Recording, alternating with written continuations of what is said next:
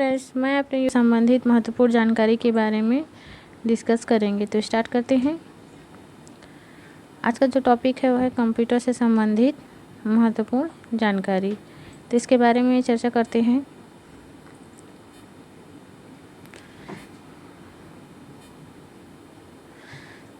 इसमें देखते हैं कि हार्डवेयर क्या है।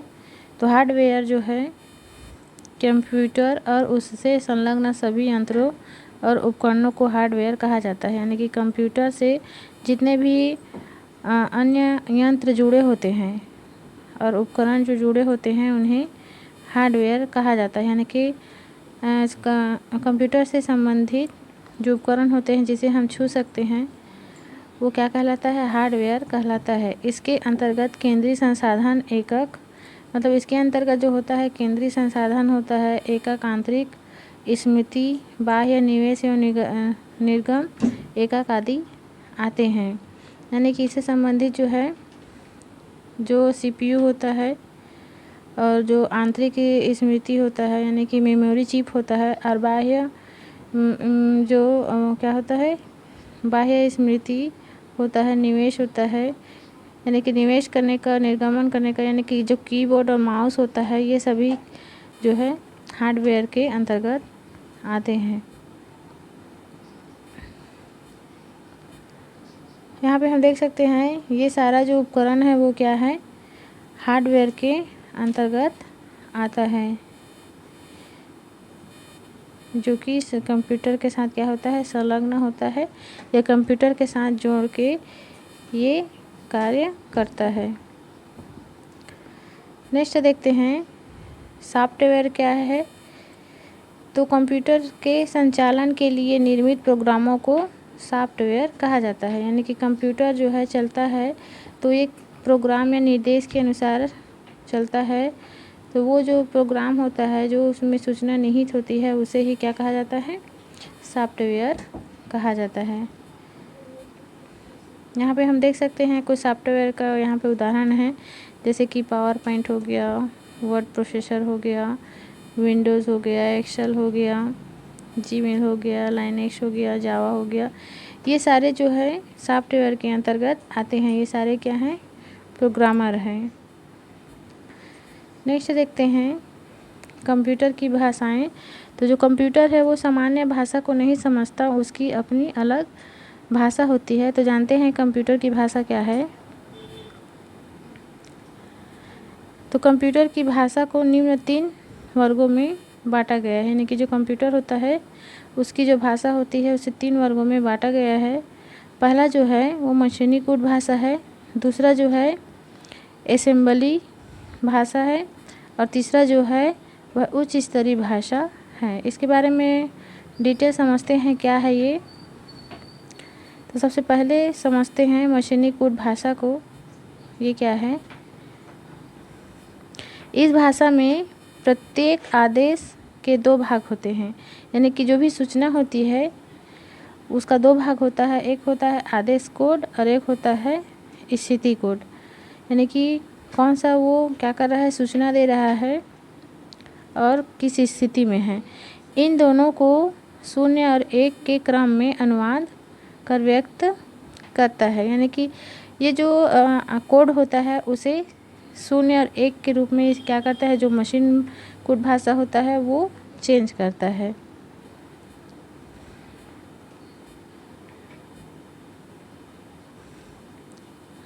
कंप्यूटर के आरंभिक दिनों में प्रोग्रामरों द्वारा कंप्यूटर को आदेश देने के लिए 0 तथा 1 के विभिन्न क्रमों का ही प्रयोग किया जाता था। यानी कि जब कंप्यूटर शुरू में बना था उस समय जो प्रोग्रामर थे, यानी कि जो कंप्यूटर बनाते थे वो जो थे वो क्या करते थे, कंप्यूटर को जो भी आदेश या ऑर्डर दिया जाता था या इनपुट किया जाता था तो उसे या तो 0 और 1 के क्रम यानी कि अलग अलग तरीक़ों से 0 और 1 को लिख कर ही क्या किया जाता था, आदेश को दिया जाता था या सूचना को कंप्यूटर को दिया जाता था।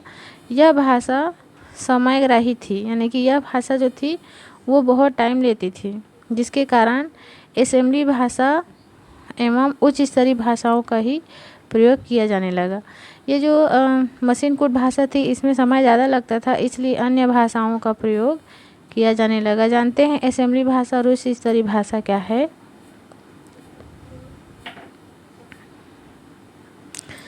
सबसे पहले जानते हैं असेंबली भाषा ये क्या है। तो इस भाषा में याद रखे जाने लायक कोड को प्रयोग किया गया, यानी कि जो असेंबली भाषा है उसमें ऐसे कोड को प्रयोग किया जाने लगा जिसे याद किया जा सके, जिसे क्या कहा जा गया? निमोनिक कोड कहा गया, यानी कि ऐसा कोड जिसे याद रखा जा सके उसे निमोनिक कोड कहा गया।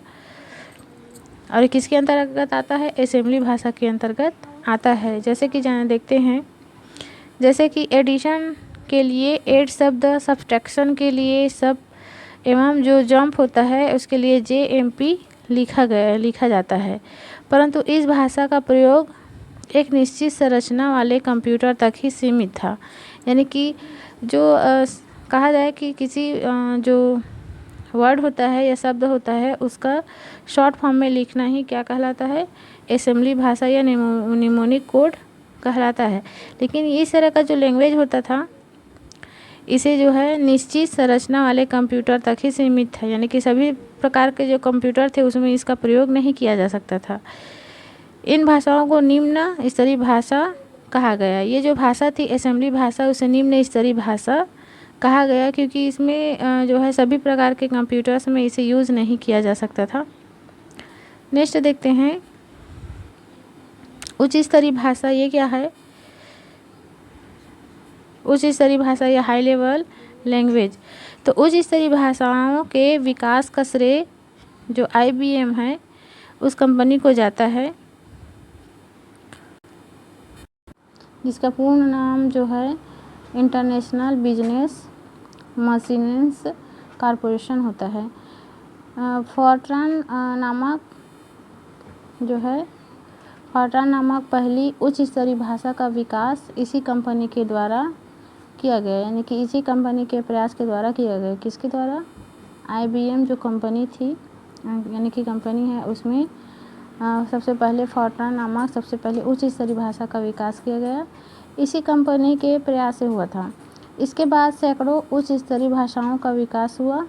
ये जो भाषाएं हैं मनुष्य के बोलचाल और लिखने प्रयुक्त होने वाली भाषाओं के काफ़ी करीब है, यानी कि जो उच्च स्तरीय भाषा है मनुष्य जिसे बोलचाल के रूप में प्रयोग करती है, लिखने में प्रयुक्त होती है, उस भाषा के बहुत करीब है।